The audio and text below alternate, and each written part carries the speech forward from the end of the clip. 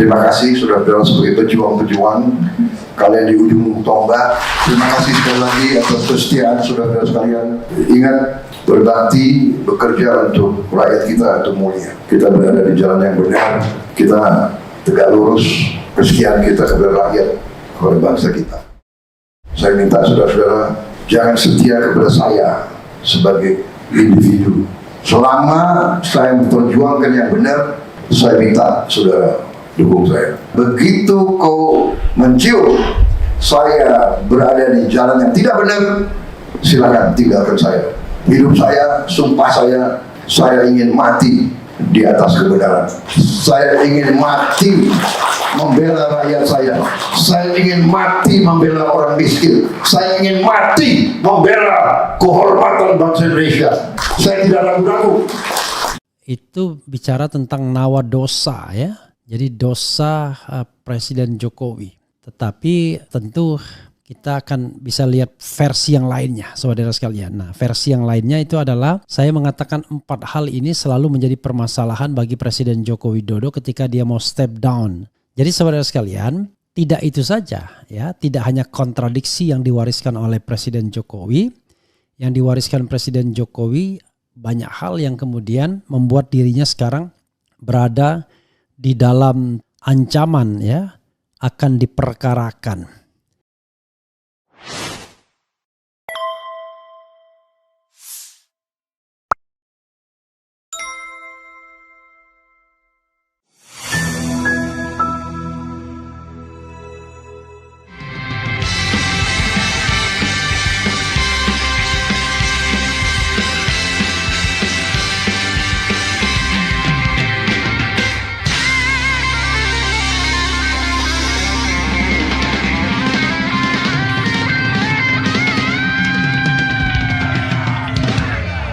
Sekali lagi, itu bukan pasir laut ya, yang dibuka adalah sedimen,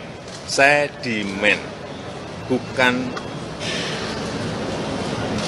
Nanti kalau diterjemahkan pasir beda loh ya, sedimen itu beda, meskipun wujudnya juga pasir. Itu bukan mudik, itu namanya pulang kampung. Beda. Pemerintah daerah, pemerintah provinsi, pemerintah kabupaten, pemerintah kota, pemerintah pusat, semua harus netral. ASN semua harus netral, TNI semua harus netral, Polri semua harus netral.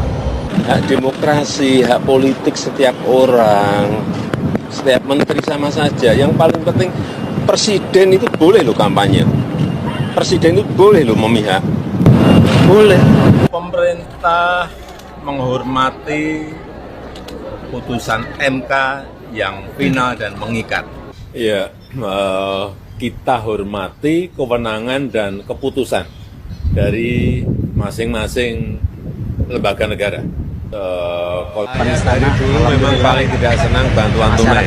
Kalau bisa bantuan itu diberikan untuk usaha-usaha produktif, usaha kecil, usaha rumah tangga yang produktif, itu akan lebih baik. Dari dulu saya nggak setuju BLT, entah yang ini, yang balsem ini juga semuanya nggak. Sudah, tapi belum.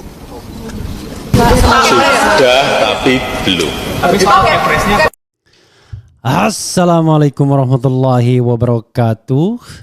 Sobat RH sekalian, jumpa lagi kita di channel yang keren ini. Keren cadas. Ya, ini cerita tentang Raja Petruk.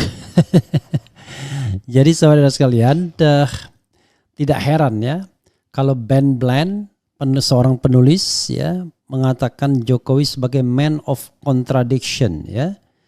Jadi ada buku yang ditulis oleh seorang penulis namanya Ben Bland yang berjudul Man of Contradiction ya.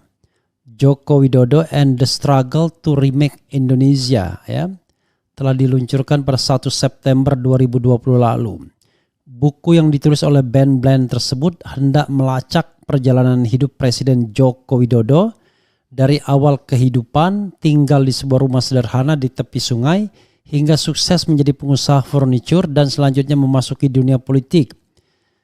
Kemudian Ben Bland yang merupakan seorang analis dari Lowy Institute tersebut telah belasan kali mewawancarai Joko Widodo mulai saat menjadi wali kota Solo, menjabat gubernur DKI Jakarta hingga menjadi presiden RI pada Oktober 2014 ya. Jadi saudara sekalian, kalau Ben Bland mengatakan man of contradiction ya, maka sahih ya karena dia bergaul dengan Joko Widodo sejak 2014 ya. Banyak istilahnya. BEM UI, Badan Eksekutif Mahasiswa UI pernah memberikan julukan sebagai King of Lip Service ya. Raja omon-omon. Servis di mulut aja ya. Banyak hal ya. Ada yang mengatakan bahwa Presiden Jokowi adalah kelas wali kota ya, tidak menghina, maksudnya dia pemimpin yang konkret, bukan pemimpin yang bergerak dengan ide-ide besar, gagasan dan lain sebagainya seperti Bung Karno dan presiden-presiden terdahulu, tetapi orang yang konkret. Makanya kerja ya, tanpa mikir terlebih dahulu, mungkin begitu. Termasuk juga langkah-langkah politiknya sahabat era sekalian ya, menunjukkan sebuah kontradiksi yang luar biasa. Walaupun kemudian kita juga harus kagum dengan kenekatannya dan kemampuannya untuk menundukkan semua kekuatan politik yang ada di ketiaknya. Itu yang paling hebat ya. Jadi saudara sekalian, sebagai contoh kontradiksi yang dia tambahkan lagi adalah soal soal bahwa yang namanya kabinet itu tidak boleh rangkap. Dia pada periode pertama itu suruh memilih. Caimin akhirnya memilih menjadi ketua umum partai politik, tidak lagi menjadi menteri. Padahal sebelumnya dia ngebar sekali jadi menteri tenaga kerja lagi atau menteri yang lain. Sehingga terpaksa diserahkan kepada Hanif Dakhiri ya. Dan periode kedua Ida Fauzia. Wiranto akhirnya harus menyerahkan kepemimpinan Hanura karena ingin menjadi menteri. Maka jadilah Wiranto sebagai Menko Polhukam kalau tidak salah ya, Menko Polhukam pada periode pertama jabatannya. Saya agak lupa ingat, tapi yang jelas Wiranto ditarik akhirnya sebagai Menko ya, Menko Polhukam kalau tidak salah. Dan ini setelah beberapa tahun kemudian seorang Wiranto bisa tunduk pada Jokowi yang notabene junior sekali dibandingkan dengan dirinya. Wiranto itu lebih senior dari Susilo Bambang Yudhoyono bahkan ya, karena dia adalah Panglima ABRI terakhir, bisa dikatakan demikian, atau Panglima ABRI terakhir ya Wiranto pada saat peralihan dari tahun 98 kepada rezim reformasi, tapi masih menjadi menteri Presiden Jokowi. Tapi pada periode akhir-akhir masa jabatan, mereka justru yang ditarik adalah mereka yang menjadi ketua umum partai politik. Maka jadilah Erlangga Hartarto, kemudian Idrus Marham, kemudian Zulkifli Hasan, mereka-mereka yang memiliki AHY terakhir, kemudian juga Soeharto Monoarfa. Jadilah mereka-mereka yang memiliki jabatan puncak di partai politik itu menjadi menteri termasuk sekjennya. Jadi ada inkonsistensi di sana ya. Contradiction ya. Dia awalnya nggak suka katanya BLT dan lain sebagainya karena tidak produktif, tapi faktanya itulah yang memenangkan Jokowi, meniru apa yang dilakukan oleh pemerintahan Presiden SBY dengan BLT dan lain sebagainya untuk memenangkan pemilu. SBY berhasil di 2009, Jokowi sangat berhasil di 2019 dan 2024 tentunya ketika membantu kemenangan Prabowo Gibran. Jadi saudara sekalian, tidak itu saja ya, tidak hanya kontradiksi yang diwariskan oleh Presiden Jokowi. Yang diwariskan Presiden Jokowi banyak hal yang kemudian membuat dirinya sekarang berada di dalam ancaman ya, akan diperkarakan. Macam-macam perkaranya. Secara gamblang saya mengatakan paling tidak kerisauan Jokowi itu ada 4 ya, yang bisa kita kaitkan dengan kemudian potensi berikutnya. Kalau Tempo ya, ini kita masukkan ya Tempo. Itu bicara tentang nawa dosa ya. Jadi dosa Presiden Jokowi. Tetapi tentu kita akan bisa lihat versi yang lainnya, saudara sekalian. Nah, versi yang lainnya itu adalah saya mengatakan 4 hal ini selalu menjadi permasalahan bagi Presiden Joko Widodo ketika dia mau step down. Sehingga ada keinginan untuk memperpanjang jabatannya. Apa itu? Pertama ya. Pertama adalah soal potensi pelanggaran hak asasi manusia. Ya, kalau kita bicara tentang potensi pelanggaran hak asasi manusia, maka yang paling cetau welo-welo adalah KM50. Sampai sekarang terus terang, ya, saya sendiri tidak bisa menerima fenomena KM50 itu. Bagaimana mungkin ada orang 6 mati sementara tidak ada satu petugas pun yang dihukum, bahkan sehari di penjara pun tidak. Dan tiba-tiba ada yang mati. Di antara 3 tersangka, 1 yang mati dan 2 yang kemudian diadili tapi kemudian dibebaskan. Dilepaskan dari segala tuntutan karena dianggap melakukan pembelaan diri. Itu hal yang nalar publik itu luka kalau kita mengingat itu, termasuk kemudian tiba-tiba KM50 dihilangkan dan sudah jadi hal yang lain. Tidak lagi, padahal itu adalah TKP, tempat kejadian perkara. Dan itu tidak mungkin tidak melibatkan kekuasaan istana. Tetapi ini baru bisa dibongkar kalau seandainya ada komitmen Prabowo Subianto untuk menegakkan hak asasi manusia. Kalau tidak, omong-omong aja, udahlah. Itu masalahnya, itu dari sisi hak asasi manusia. Yang kedua, dari sisi tindak pidana korupsi yang sudah dilaporkan kemana-mana. Jadi sahabat era sekalian, ya, kalau kita bicara tentang penyalahgunaan kekuasaan, penyalahgunaan wewenang dan lain sebagainya, mudah sekali kalau ada komitmen untuk menelusuri sumber dari mana kekayaan anak dan menantu. Apa bisnis-bisnis mereka, bagaimana mereka mendapatkan konsesi tersebut, termasuk isu-isu yang melingkupinya. Bagaimana mungkin misalnya perusahaan bisa membeli saham sampai hampir 100 miliar. Padahal jualannya hanya jualan ya makanan biasa saja. Rasanya kapitalisasinya nggak sampai gitu-gitu amat sampai 100 miliar. Tapi yang terjadi adalah dugaannya anak-anak pejabat termasuk anak presiden main tambang. Lalu apakah itu adalah illegal mining? Apakah kemudian konsesi-konsesi tambang itu adalah menggunakan penyalahgunaan kekuasaan dan lain sebagainya?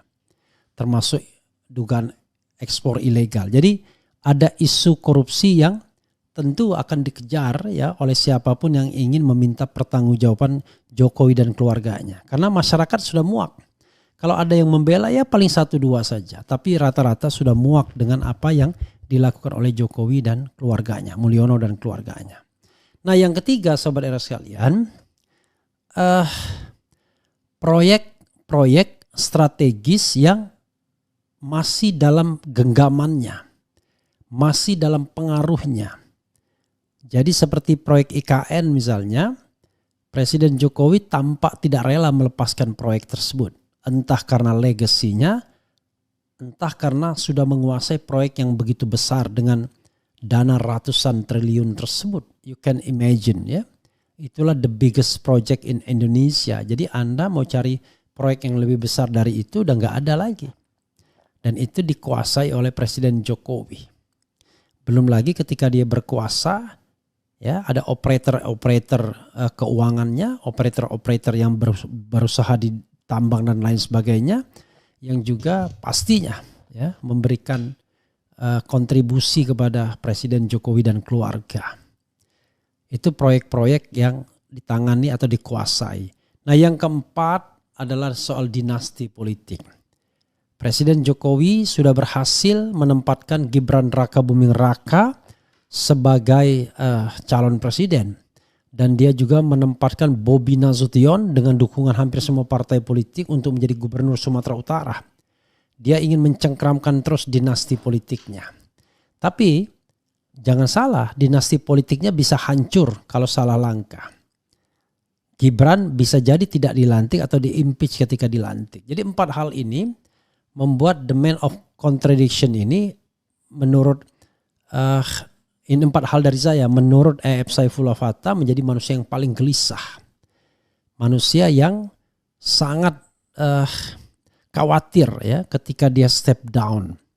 Jadi bahasa E.F. Saifullah Fattah itu persisnya adalah Jokowi adalah orang paling cemas di Indonesia ya. Jadi orang paling cemas di Indonesia itu bernama Jokowi, kata E.F. Saifullah Fattah. Jadi saudara sekalian, tidak hanya kontradiksi yang diwariskan oleh Jokowi, tetapi juga permasalahan-permasalahan HAM, KKN, dinasti, dan proyek-proyek yang sudah di tangannya atau proyek yang mangkrak. Jadi itu yang harus kita garis bawahi ya. Mengapa kemudian Presiden Jokowi tidak mau dan tidak bisa smooth landing walaupun sudah menempatkan putranya sebagai wakil presiden. Bang RH coba bahas atasnya, akademisi bersuara dikira buzzer, influen jadi panutan. Oke. Apa ya maksudnya ini? Pemimpin rasa maklar proyek semua dijadikan proyek demi cuan. Saya yakin Mulyono lah yang memenjarakan HRS dan FPI dibubarkan oleh Mulyono. KKN subur makmur, Mulyono jadi presiden. Setelah partai-partai ditarik, sekarang para tim sukses melipir, waspada. Kata Bang Effendi Ghazali di dalam acara TV, Gibran gak bisa di-impeach karena Fufu Fafa sudah lama. Is it? Ya. Jadi kalau misalnya Fufu Fafa sudah lama, bohongnya kan baru, ya kan? Dia tidak mengakui bahwa Fufu Fafa itu dirinya, tidak minta maaf juga, bahkan berbohong. Ya, takon seng duwe, ya, apa itu tidak berbohong. Jadi jangan kita melihat itu saja ya. Konten Bang Refli Harun mencerdaskan bangsa, alhamdulillahirabbil alamin ya. Ada juga yang tidak suka, juga tidak apa-apa ya. Yang paling penting adalah kita perang opini, bukan perang buzzer, ya, perang akal sehat gitu ya. Dan perang kebebasan, freedom of expression, freedom of speech ya. Mulyono suka sandra politikus lain, sekarang anak-anaknya kesandra juga. Ada Fufu Fafa, ada Jepri, ada Tambang harus dibasmi setelah lengser nanti. Kemudian kawal terus permasalahan bangsa ini Bang RH, jangan sampai tenggelam oleh isu nasab yang tak penting itu. Thanks ya. Sehat Prof RH, terima kasih sudah mencerdaskan. Kemudian Mulyono tidak mempedulikan rakyat Indonesia. Dapur Mak, welcome to keren ya. Makasih Dapur Mak ya. Nino ya, mungkin Jokowi nggak tahu kalau FPI loyalitasnya Soeharto, pasukan paramiliter Soeharto dibentuk sama dia sendiri untuk pukul PKI. Pembelokan sejarah menjadi presiden buruk hingga menjadi kemungkinan yang semakin luas yang merusak akal sehat yang dimotori para apalagi nih ya. Bang RH terkait Gibran yang childish depan istana naik sepeda anak kecil, itu tandanya memang belum dewasa. I don't know exactly ya. Kalau udah menikmati kontennya Bang Refli asik banget. Alhamdulillahirabbil alamin ya. Wassalatu wassalamu ala asrofil anbiya'i wal mursalin wa ala alihi washabbihi ajma'in. Selamatkan Indonesia, bebaskan rakyat Indonesia dari tawanan Jokowi dan antek-anteknya. Ya saudara sekalian, itu saja yang bisa saya share. Wassalamualaikum warahmatullahi wabarakatuh. Keren, cadas, ciao.